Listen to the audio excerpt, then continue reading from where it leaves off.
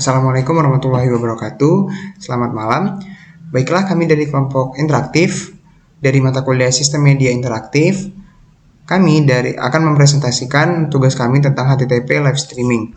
Sebelum itu, saya akan memperkenalkan anggota-anggota kami, di mana pertama itu ada Ariel Matius Subakti dengan NIM 20140108, dan saya sendiri Muhammad Endefdin Hashim dengan NIM 20140107. Sebelum itu, saya akan menjelaskan terlebih dahulu sebenarnya apa itu HTTP live streaming. HTTP live streaming atau HLS adalah protokol streaming media berbasis HTTP yang dikembangkan oleh Apple Inc. dan dirilis pada tahun 2009. HLS adalah protokol streaming yang paling umum digunakan, didukung oleh sebagian besar pemutar media, browser web, dan perangkat seluler, dan tentunya juga server-server media streaming.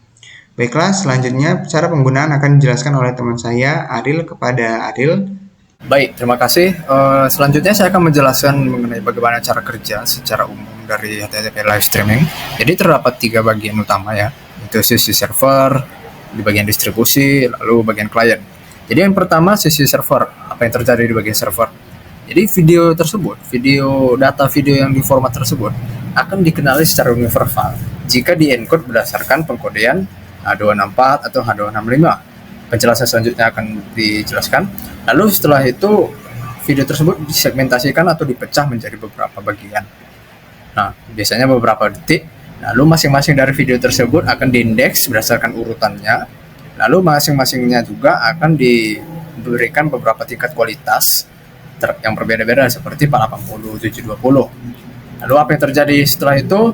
Distribusi. Nah, bagian dari segmen-segmen video yang tadi akan dikirimkan ke internet dengan menggunakan Content Delivery Network. Jadi CDN ini digunakan untuk membantu pada bagian efisiensi dan caching untuk segmennya. Lalu selanjutnya di bagian sisi klien, hasil daripada video segmen tersebut akan diterima, lalu akan disatukan kembali berdasarkan indeks dari video, baik indeks dari segmen-segmen videonya yang sebelumnya. Lalu pada penerima yang di bagian laptop atau di bagian perangkat lainnya akan diatur kualitas videonya, apakah di YouTube 80 atau 720. Sekian.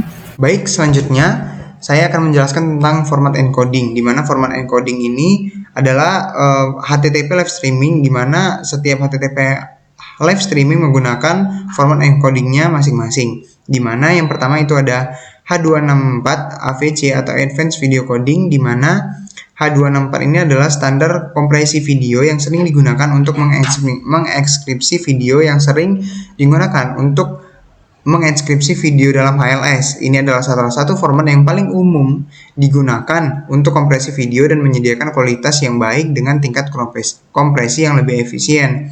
Lalu selanjutnya ada H265, di mana H265 ini lebih terbaru atau High Efficiency Video Coding, di mana H265 adalah format kompresi video yang lebih baru dan lebih efisien daripada H264, di mana dapat menghasilkan kualitas gambar yang lebih setara dan lebih baik dengan bitrate yang lebih rendah, sehingga membuatnya ideal untuk streaming video dengan kualitas yang tinggi dengan penggunaan bandwidth yang lebih efisien dan tentunya juga sedikit.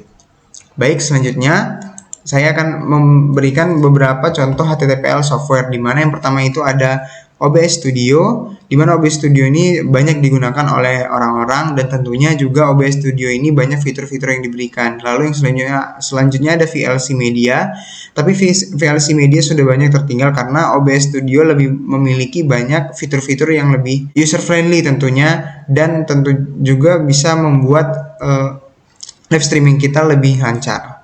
Mungkin itu sekian dari kelompok kami interaktif. Mohon maaf apabila ada kata dan kesalahan. Terima kasih.